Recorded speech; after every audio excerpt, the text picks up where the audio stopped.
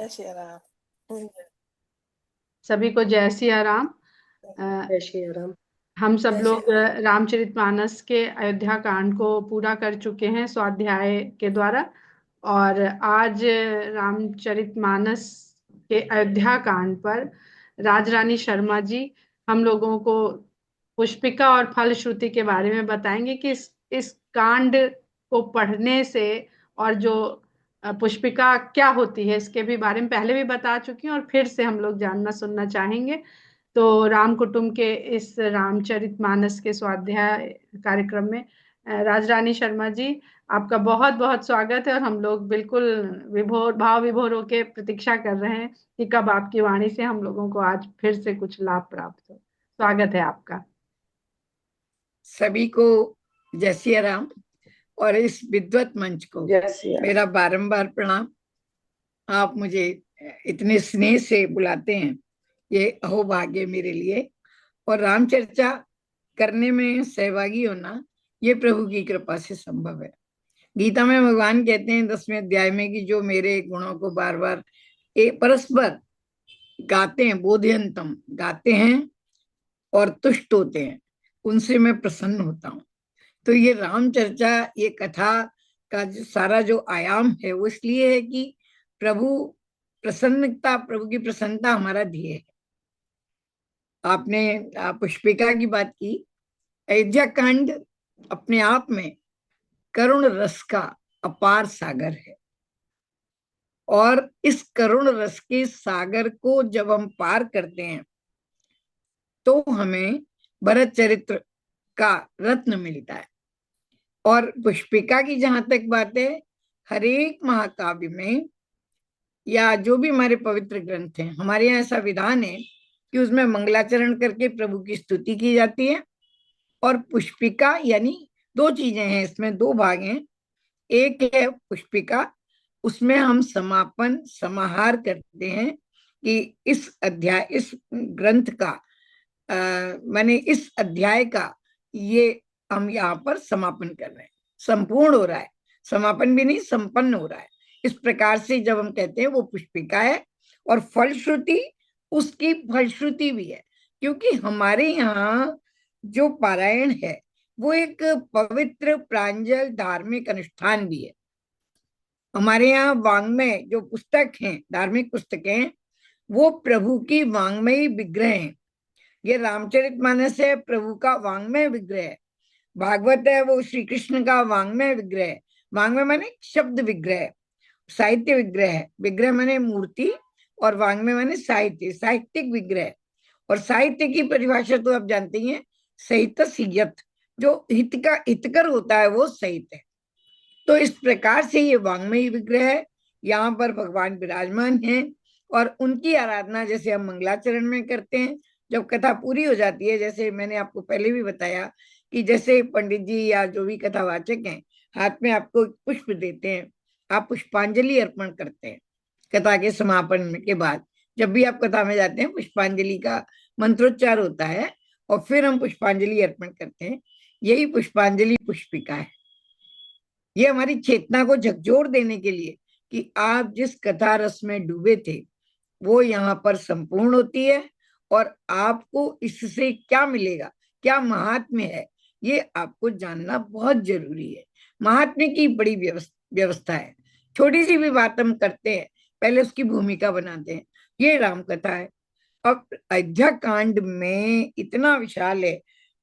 आदरणीय गोस्वामी जी का जो मन रमा है वो अयोध्या कांड में इतना अधिक रमा है, क्योंकि ऐसा लगता है कि उन्होंने भरत चरित्र के लिए ये अयोध्या कांड को चुना।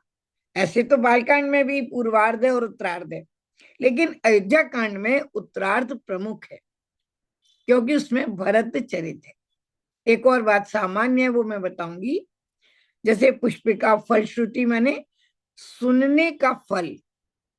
हमारे यहाँ एक बड़ी बात होती है, एक उपाधि है कि वो व्यक्ति बहुश्रुत है। बहुश्रुत का अर्थ होता है जिसने बहुत सुना है। विद्वता की परिभाषा में आता है बहुश्रुत होना या बहुत सुनना। तो जब हम सुनते हैं, जैसे राम कुटुंब की ये कथा माने जब आप हम यहाँ चर्चा सुनते हैं या किसी भी प्रसंग की जब हम चर्चा सुनते हैं, तो वो हमारे मस्तिष्क रूपी घट में, हृदय रूपी घट में एक राम अमृत को, प्रभु अमृत को एक और जोड़ देता है। तो वो हमारे लिए महात्म्य की बात है। उसके महत्व को जाने बिना हम उसका पारायण पूरे आत्मा के साथ नहीं करेंगे, कर पाएंगे। इसलिए ये हमारा विधान है कि हम उसमें, जैसे इसमें दिया है कि इति श्रीमद रामचरितमानसे सकल कलिश कलि कलुष विध्वंस ने द्वितीय सोपान समाप्त। अब हम लोग क्योंकि शॉर्टकट करते हैं, जब हम बड़ी पुरानी मानस में देखते हैं तो इसका अध्याय का नाम, अयोध्या कांड रूपी सर्ग का नाम या कांड सोपान का नाम तुलसी सोपान कहते हैं। इसका नाम प्रेम वैराग्य संदीपन नाम है। क्या नाम है? प्रेम वैराग्य। तो इसमें केवल और केवल भरत जी को हाईलाइट किया है। यदि राम जी की त्याग वृत्ति को हाईलाइट करते या उसको प्रमुखता से बताते तो श्री राम का नाम होता। लेकिन यहाँ पर तुलसी ने जो आगे लाकर हमारे सामने रखा है, प्रेम से जो वैराग्य उत्पन्न होता है। यदि हम एक इष्ट को ध्याते चले जाएंगे, उनका सुमिरन करते जाएंगे, तो निश्चित रूप से अन्य चीजों से हमको विरक्ति हो जाएगी। तो ये जो विरक्ति है, यही प्रेम से उत्पन्न वैराग्य है जो हम भरत जी में देखते हैं। अतिशय प्रेम है राम के चरणों में उनका, जो जिसकी परिणति वैराग्य है। तो इसकी जो पुष्पिका है वो प्रेम वैराग्य संपादन नाम द्वितीय सोपान समाप्त। यदि भी आपकी मानस में ये आपको नहीं मिलेगा, लेकिन अगर आप मानस पीयूष देखें या और पुराने ग्रंथों में हमने जो पढ़े थे बचपन में, उनमें ये लिखा रहता था प्रेम वैराग्य। जैसे बालकांड का लिखा है उत्साह, उत्साह मतलब ये मैंने उसका संपादन, उत्साह संपादन नाम। तो इस प्रकार से अंत में हमें पूरा फल पता लगता है कि जिष्ट क्या है, सारांश क्या है। ये तो हुई पुष्पिका। और फलश्रुति माने सुनने का फल क्या है, तो ये बहुत आनंददायक है। इसमें आप देखिए कि तुलसी दास जी ने इतने छंद प्रयुक्त किए। तो जो हरिगीत का छंद है, जो जब वो समापन करते हैं तो एक छंद या दोहा उससे समाप्त करते हैं, या एक छंद और सोरठा। और सोरठा का जब प्रयोग करते हैं तो लगता है कि वो लग उनके हृदय में समा नहीं रही है, इसलिए वो सोरठा में उसको व्यक्त कर रहे हैं। ये इसमें अंतर है। तो जब वो इसमें जो अयोध्या कांड की ये जो फलश्रुति है, उसमें उन्होंने एक छंद लिया है। और आप आश्चर्य करेंगे, मैंने कहीं पढ़ा, मैं आपसे शेयर करूंगी। हर छंद में तुलसी पीछे जरूर आता है। जैसे इसमें आता है, कलिकाल तुलसी से सटन हट राम सन्मुख करत को। तो तुलसी इसी प्रकार हर छंद में आता है। तो ऐसा प्रतीत होता है कि हर छंद में तुलसी अर्पण कर दी गई है, और तुलसी अर्पण करके वो प्रभु प्रसाद बन गया है। जो ये जो उनका जो रचना कर्म है, जो उन्होंने मानस की रचना की है, ये एक प्रकार से बड़ा महाअनुष्ठान है जिसको वो प्रभु चरणों में समर्पित भी करते जा रहे हैं। तो तुलसी के बिना भगवान अर्पण माने प्रसाद नहीं बनता। तो उन्होंने उसमें तुलसी शब्द ऐसा है कि हर छंद में आ गया, माने वो प्रभु चरणों में अर्पित प्रसाद हो गया। एक मैंने पढ़ा तो आपको बताती हूँ। दूसरी बात ये है कि एक छंद है कि मैं पढ़ देती हूँ इसको। ये फलश्रुति का छंद है। श्री राम प्रेम पीयूष पूरन होत जन्म न भरत को मुनि मन अगम जम नियम समदम विषम व्रत आचरत को। हम देखते हैं कि भरत जी ने जब नंदीग्राम में पर्णकुटी बनाई तो मुनि मन अगम, जो मुनि भी नहीं जिसको पालन कर सकते, उन व्रतों का निर्वाह किया। समदम विषम व्रत, ऐसे व्रत जो उन्होंने दे दिन ही दिन दूबर होई घटई तेज बल मुख छवि सोई। भरत ने राम से भी ज्यादा, राम जी से भी ज्यादा अनुष्ठान जो उन्होंने वन में रहकर, उसमें मानस में आता है कि राम तो वन में रहकर करते हैं, भरत अयोध्या में रहकर तन तप तप करके द्वारा तन को कसते हैं, माने अपने संयम से उसको निखारते हैं। तो एक तो ये, फिर दुख दाह दारिद्र दंभ दूषण सुजस मिस अपहरत को। भरत के सुयश कीर्ति के वर्णन के बहाने से हमारे दुख दाह दरिद्र और दंभ आदि दूषण को कौन हरता, यदि भरतचरित हम नहीं सुनते तो। इसलिए, और एक और बात तुलसी कहते हैं कि जबरदस्ती माने सटन हट, हम जैसे तुलसीदास जैसे सेठ माने हम जैसे वज्रमूर्ख, सेठ माने वज्रमूर्ख को राम सन्मुख कौन करता, यदि हम भरतचरित नहीं कर सुनते। मैं आपको एक और बात बताऊं, जैसे सुंदरकांड है, सुंदरकांड का एक संवाद बड़ा सुंदर आता है।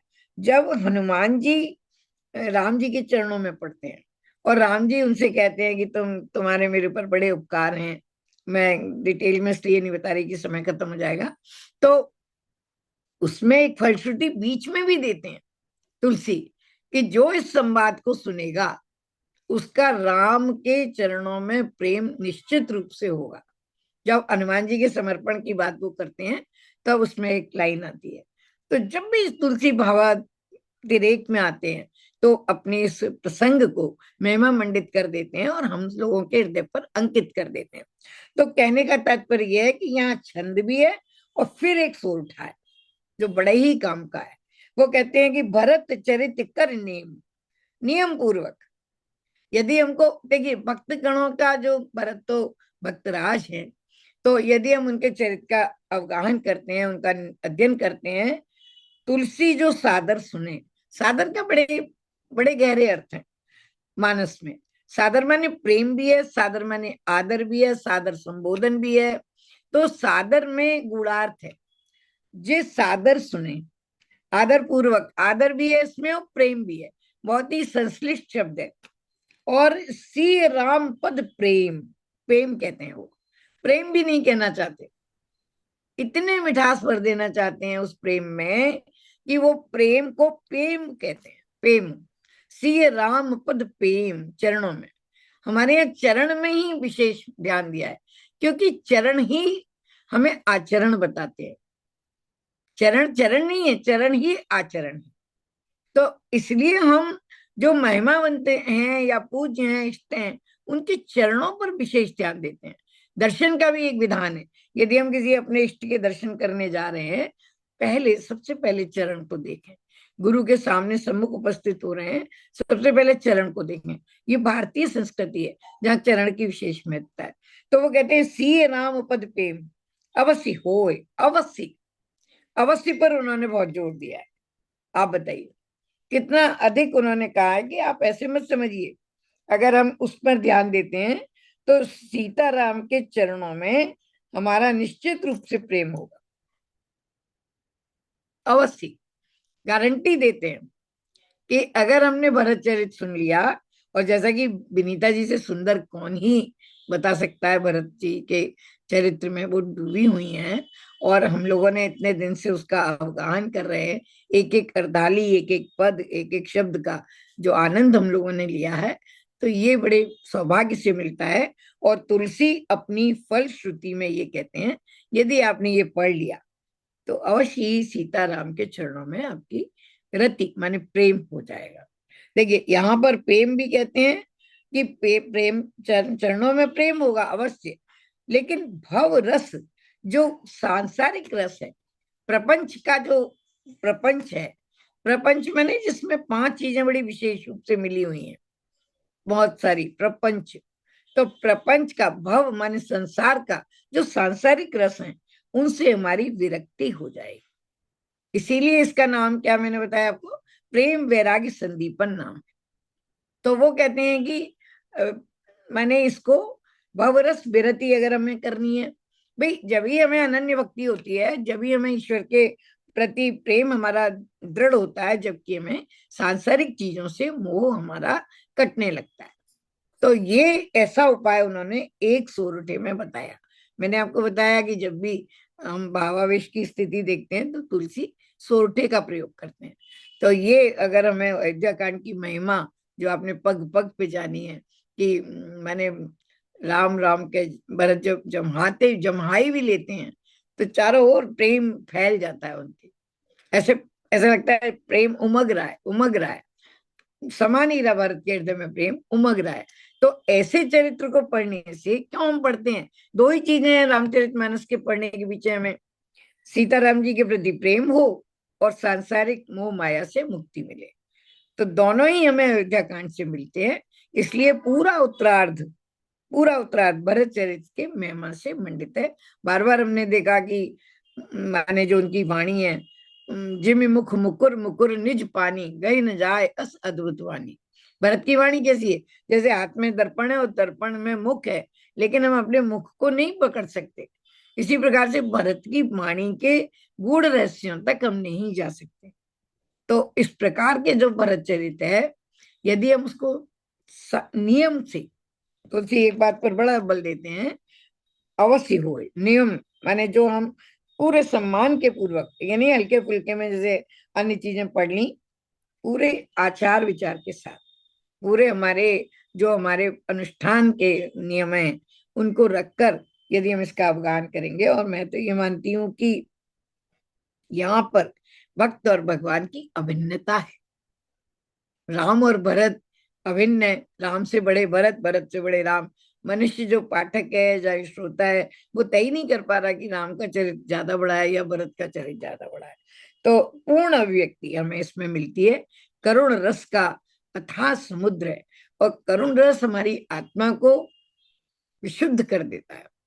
करुण रस तो माने यहाँ पर हमें करुण में भी अनेक प्रकार के रस हैं उसमें मिले हुए, अतिरिक्त छवियां हैं।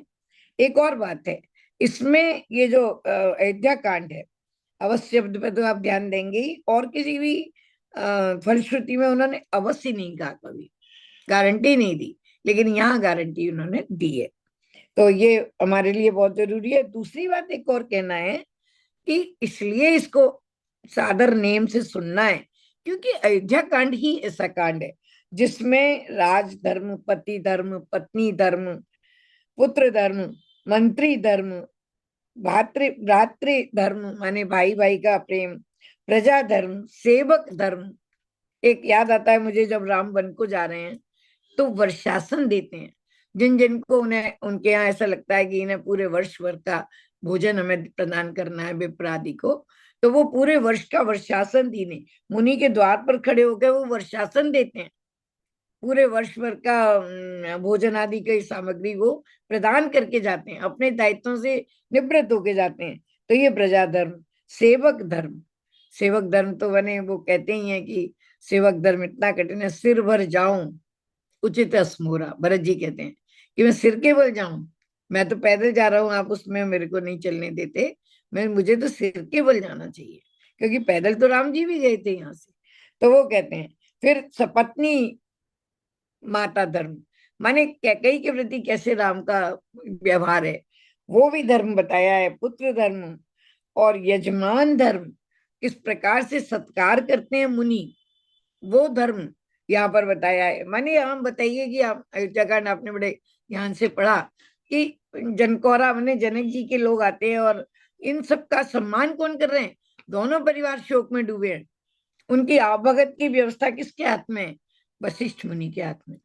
भर भर के जो कहार और वो बेचते हैं, वो फल आदि बेचते हैं, उनकी व्यवस्था कौन देख रहा है? वितरण को कौशल्या आदि रानियां नहीं देख पा रही हैं, शोक मग्न है, ऐसा भावावेश वाला वातावरण है। तो इस समय जो विवेकी पुरुष है, इस समय उनके गुरु हैं, उस समय उनके जो कुल गुरु हैं, पूज्य हैं, वो उसको देखते हैं। तो ये यजमान के प्रति क्या धर्म होना चाहिए, बहुत बारीकी से बताया है। भील उनका कोल किरात का धर्म क्या कहें, एक एक पंक्ति में अनेकानेक धर्मों का उन्होंने पिरोया है तुलसी ने। तो ये सबकी फलश्रुति एक लाइन में बता दी कि यदि हम भरत चरित्र को पढ़ेंगे तो हमें इन सब की माने जानकारी मिल जाएगी। और ये अतिरिक्त आश्वस्ति दी है कि आप यकीन मानिए, भरत चरित्र से ही आपको सीताराम के चरणों में रति होगी।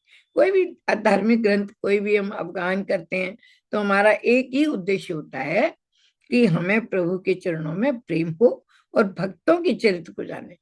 हमारे यहाँ एक दोहा है, आपने सुना होगा, भक्ति भक्त भगवंत गुरु चतुर नाम बपु एक, इनके सुमिरन सो मिले से नासे पाप अनेक।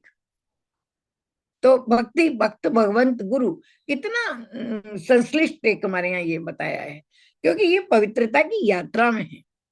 चाहे भगवान जो हमारे भक्त हैं, भागवत को हम क्यों पढ़ते हैं? भागवत में 12 भक्तों की चर्चा है, 12 बड़े प्रधान भक्तों की चर्चा है। तो इसलिए भागवत उसका नाम है, क्योंकि भक्तों का चरित्र है, इसलिए उसका नाम भागवत है। भगवदी है, मानस भी भगवती है। हनुमान भक्त हैं, भरत जी भक्त हैं, कौन भक्त नहीं है यहाँ पर। मेरा एक आलेख है, मैंने लिखा था कि उसमें राम असुरों की दृष्टि में सारे के सारे असुर राम जी की प्रशंसा करते हैं, सारे, लंका के भी, खरदूषण भी। खरदूषण कहते हैं कि यद्यपि भगिनी कीन कुरूपा, बद लायक नहीं पुरुष अनुपा। बड़े पछताते हैं कि यद्यपि हमारी भगनी को इन्हें कुरूप कर दिया, लेकिन ये इतने सुंदर है कि इन्हें मारना नहीं चाहिए। ऐसे एक एक राक्षस करते हैं। तो कहने का मतलब है कि राम के चरित्र, किसी भी व्यक्ति के चरित्र को जब हम जानेंगे, तब उत्कंठा होगी, प्रेम होगा और अनुराग होगा। और ये अनुराग हमें भक्ति की जो पहला चरण है वो रति है, रति है। क्या कहते हैं नारद अपने भक्ति सूत्र में कहते हैं कि सा परानुरक्तिरी ईश्वरे, माने ईश्वर के चरणों में परम अनुरक्ति ही भक्ति है। नारद भक्ति सूत्र की ये परिभाषा है कि भक्ति क्या है? सा परानुरक्ति ईश्वरे, मैंने संधि है इसमें। तो परानुरक्ति मैंने परम अनुरक्ति यदि प्रभु के चरणों में है तो वही भक्ति है। तो इस प्रकार से बहुत सुंदर उन्होंने दोहा और चौपाई में ये बात कही। और हमेशा उनके जो छंद है उसमें तुलसी नाम माने वो दिया जाता है। समय हो रहा है, थोड़ी बात विनीता जी को भी कहनी है। अगर मैं अपनी बात कह पाई हूँ तो मैं प्रणाम करती हूँ, और आपके कोई प्रश्न हो तो मैं बताने को तत्पर हूँ। जय श्री बहुत राम। बहुत सुंदर दीदी, बहुत धन्यवाद। मतलब इतना आपने फलश्रुति पुष्पिका के द्वारा जैसे अयोध्या कांड का पूरा निचोड़ और सार हम लोगों को दे दिया। और बिल्कुल सच बात है कि अगर हम लोगों ने पढ़ा नहीं होता इस तरह से, तो शायद इस रस को, जो रस का सार मिला ना, जो कहते हैं वो चंद्रमा के दे देता है बूंद के रूप में, जो जीवन भर आप रस नहीं पा पाते, तो वो नहीं मिल पाता। दो मेरी जिज्ञासाएं हैं, हालांकि आपको हाँ सुनते जी बताइए। सुनते वो हल हो गई। पहली तो जब आपने कहा कि अयोध्या कांड में भगवान राम और भरत भक्त में कोई भेद नहीं रह जाता है, इतना सुंदर वो आपने बताया कि तुलसीदास जी बाल कांड तक में सीता और राम को बताते हैं कि गिरा रथ जल बीच सम कहियत भिन्न न भिन्न। और यहाँ पर आप भरत और राम को उसी रूप में प्रस्तुत कर दे रही हैं कि वो देखने में अलग है, पर वास्तव में ये तय करना मुश्किल है कि किसका आचरण या किसका चरित्र हम ज्यादा श्रेष्ठ माने, ज्यादा श्रेष्ठ माने। एक तो ये बहुत सुंदर बात आपने समझाई। और इसमें जो सोरठा है, भरत चरित करि नेम तुलसी जो सादर सुनहि, तो हालांकि उसमें छुपा हुआ है, फिर भी आपसे ही सुनना चाहते हैं कि वो कौन सा नियम है। देखिए, नियम बड़े सापेक्षिक हैं हमारे यहाँ। मैंने जो अपना तत्व में भी थोड़ा बहुत, तो उसमें एक चीज है, आप किसको नियम मानते हैं। जी संतों के नियम अलग हैं, गृहस्थों के नियम अलग हैं, ब्रह्मचर्य के नियम अलग हैं। माने ये इसलिए बहुत गूढ़ कर देते हैं तुलसी। जी वो नियम नहीं बताएंगे कि आप सुबह उठ के और 4 बजे ब्रह्मचार्य माने ब्रह्म मुहूर्त में पढ़े, सतपंच चौपाई मनोहर जान जो नर और धरे। माने ऐसे सरल हमारे सनातन की महिमा में आपको क्या ही बताऊं कि कोई बात आपको कही नहीं है कि आपको ये नहीं करेंगे तो ये हो जाएगा, वो नहीं। इसमें ये नहीं कहा, डराया नहीं है, केवल सकारात्मक बात करते हैं। सनातन सकारात्मक है हमेशा। तो मैं कोई नियम नहीं बता रही, मतलब मैंने भी पढ़ा नहीं है। भरत जी के नियम देखिए आप, हनुमान जी के नियम देखिए आप, भक्तों के नियम से जितने हमसे बन जाए और जितने राम जी की कृपा हो। और मैंने ये अनुभव किया, इसलिए मैंने बोला कि हमारी समझ में नहीं आता कि चित्रकूट प्रसंग मेरी माँ ने बचपन में बताया था कि जो अयोध्या का मध्य समझ ले, वो समझो कि बहुत ही बड़ा वो है। तो जो बालकांड का प्रारंभ और उत्तर का अंत और अयोध्या का मध्य, हाँ जी। तो बार बार मैंने आप अयोध्या का मध्य मैंने कितनी बार पढ़ा है इसको, समझ में ही नहीं आता कब किसने क्या बात कही। बिल्कुल बिल्कुल सही कह रही हैं। तो नेम मतलब हमारी, जो हमारा स्तर है, ये ये सब्जेक्टिव है, ये ऑब्जेक्टिव नहीं है कि मैं आपको तो चार बातें बता दूंगी, सत्यम वद धर्मम चर, बहुत सुंदर आपने कहा, बिल्कुल यही। स्वाध्यायन और महाप्रवच, हमारे अगर हम पूरे धर्म में है। जी आप देखिए मंदिर जाते हैं हम लोग, कोई नहीं कहता कि आपको ऐसे घंटा बजाना है, ऐसे ये बजाना है। कई लोगों ने शास्त्र पढ़ा ही नहीं है कि लौटते समय हमें घंटा नहीं बजाना है, या घंट भगवान के शयन का समय, इस समय घंटा नहीं बजाना है। तो एक जिसके जब मन में आए तो वो बजाता है, जो मन में आए। कोई स्तुतियां नहीं है नमाज की तरह हमारे यहाँ की भाई ऐसे मुझे बोलना नहीं चाहिए, मैंने कि यही आपको बोलना है। आप जो जय सिया राम, मेरी नानी अनपढ़ थी, तो एक जय सिया राम सीताराम सीताराम की उनकी पुस्तक थी, तो वो उसको उल्टा पढ़ती थी। 108 मंत्र उसमें लिखे थे, और वो ऐसे से पढ़ती थी। एक दिन मैं जब मेरा होश संभाला तो मैंने कहा नानी ये तो उल्टे लिखे हैं सारे, पुस्तक ही उल्टी थी। उसे पता ही नहीं नानी को कि ये ऐसे लिखेंगे तो सीधा। आप देखिए, लेकिन कितने भाव से वो उसके बिना जल नहीं ग्रहण करती थी जब तक उनके वो आवृत्ति ना हो जाए। तो हमारे यहाँ इतनी खूबसूरती है, आप इसे विचार करके देखिए कि आप मंदिर में जाके स्वतंत्र हैं, और कहीं मंदिर में जाके आप बाहर होते हैं। हमारे यहाँ मंदिरों में जाके अब अंदर, अपने अंदर डूब जाते हैं, अपने अंदर। और अगर हम अपने अंदर नहीं डूबे तो ये हमारी पात्रता नहीं है। तो मैं नेम को तो कैसे ही परिभाषित करूं, आपने जी कसौटी फिर में डाला तो मैं नहीं, फिर निकल भी दीदी गई। जो आपने बता दिया था, अगर आप उसको ध्यान दे दीजिए, तो वो खुद लिख देते हैं कि करिनेम तुलसी जो सादर सुने।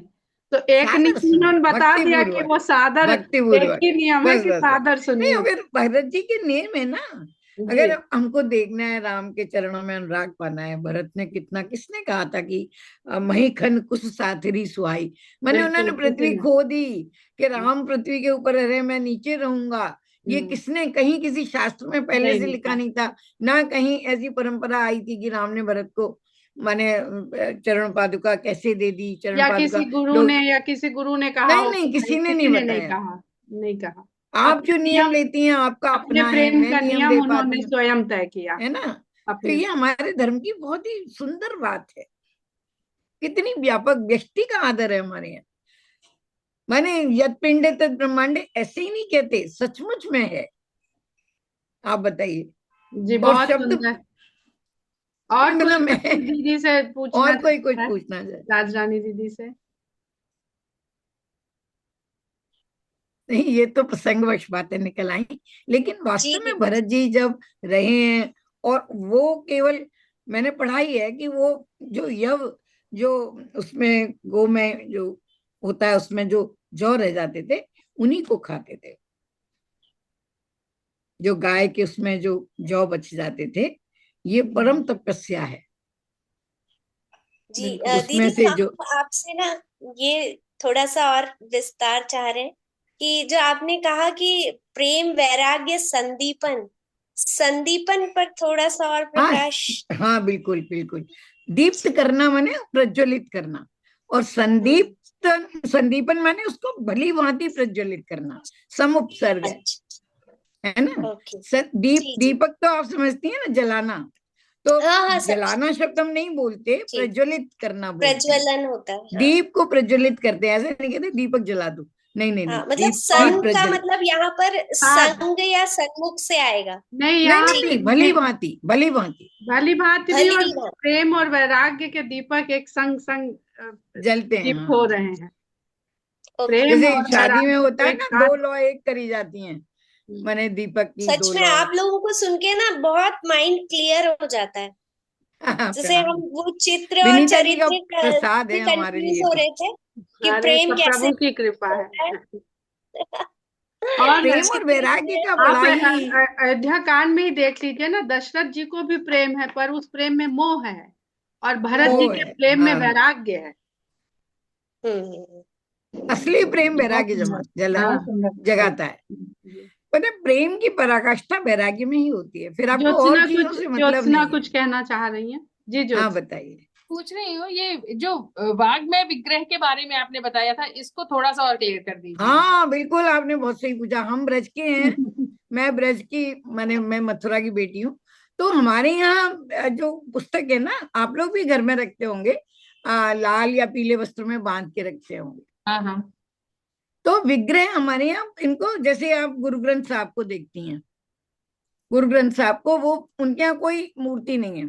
तो इसी तरह से हमारे यहाँ इनको, आप भागवत उठाएंगी तो उसमें ये है कि भगवान जाते जाते कहते हैं कि मैं अपने विग्रह को भागवत में रख जा रहा हूं।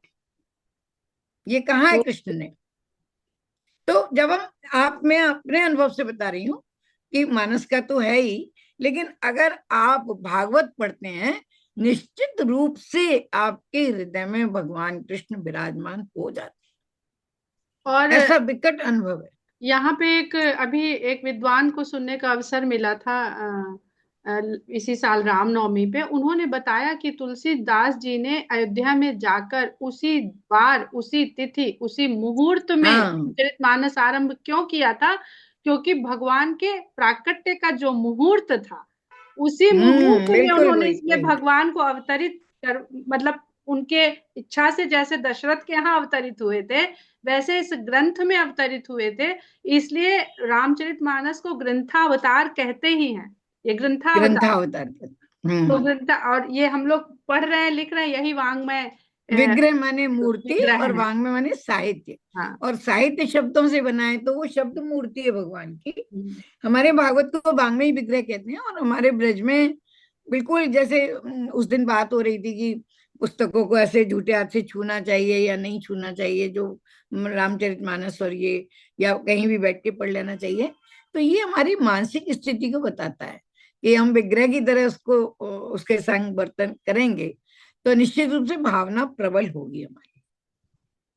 और हमारा और प्रेम कैसा है? अभी एक छोटी सी कहानी सुनी थी कि एक माँ थी, वो भगवान के विग्रह की, कृष्ण लला की खूब पूजा पाठ भोग करती थी। और छोटा सा उनका बच्चा था। तो वो देखता था कि पहले तो हमें सब मिठाई और लड्डू मिलता था और हमारी पूछ होती थी। जब से ये घर में आ गए हैं, वो ब्रज गई, वहां से लला ले आई, तो तब हाँ, इनको पहले मिलने लगा।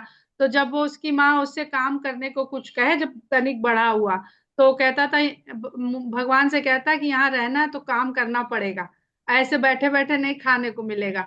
तो वो उनको अपने साथ ले जाता था, चलो अब ये कराओ चल के। हाँ, तो एक दिन माँ ने देखा, और वो बच्चा माँ को ऐसे ही बताए, तो एक दिन उन्होंने देखा कि वो जंगल से लकड़ी बीनने भेजा था। तो वो आगे आगे, उन्होंने कहा चलो, इतनी लकड़ी हम अकेले कैसे लाएंगे, तुम भी चलो, बैठे बैठे खाते हो खाली क्या। तो उन्होंने हाँ। देखा, तो आगे आगे उनके कान्हा लाल चले आ रहे, तो पीछे पीछे बेटा। तो भगवान के चरणों गिर पड़ी कि अरे मेरा बेटा तो आपसे काम करवा रहा है। तो उन्होंने कहा कि वही मुझे अपना मान रहा है। सही बात है। अपने सही समकक्ष बात है। रखा उसने कि हम रहते हैं, हमारा लाड़ दुलार होता है तो हम तो काम करते हैं, तुम्हारा लाड़ दुलार होता तो क्या तुम काम नहीं करोगे? हमारे ब्रज की आप कहानियां सुनेंगी तो उसमें भगवान को जब भोग धरते हैं तो कहते हैं जो तोकू भावे सो मोकू भावे, जो मोकू भावे सो तोकू भावे। मतलब जो मैं खाता हूँ वही, मैं तो कई बार टैबलेट भी रख देती हूँ अपनी भोग में। मैं कि तुम बहुत मुझे गोलियां खिला रहे हो, जरा तुम भी तो चखोगी ये कैसी हैं चलिए हम शादी लोग करके दो। जय सिया राम कर लेते हैं और रिकॉर्डिंग बंद करते हैं पहले। सभी को सभी को जय सिया बहुत सुंदर राम। और बताया आपने। जय आप सिया और राम। रानी जी, बहुत बहुत आभार, बहुत बहुत धन्यवाद। जय सिया राम। जय सिया जय राम। सिया जय राम। सिया राम।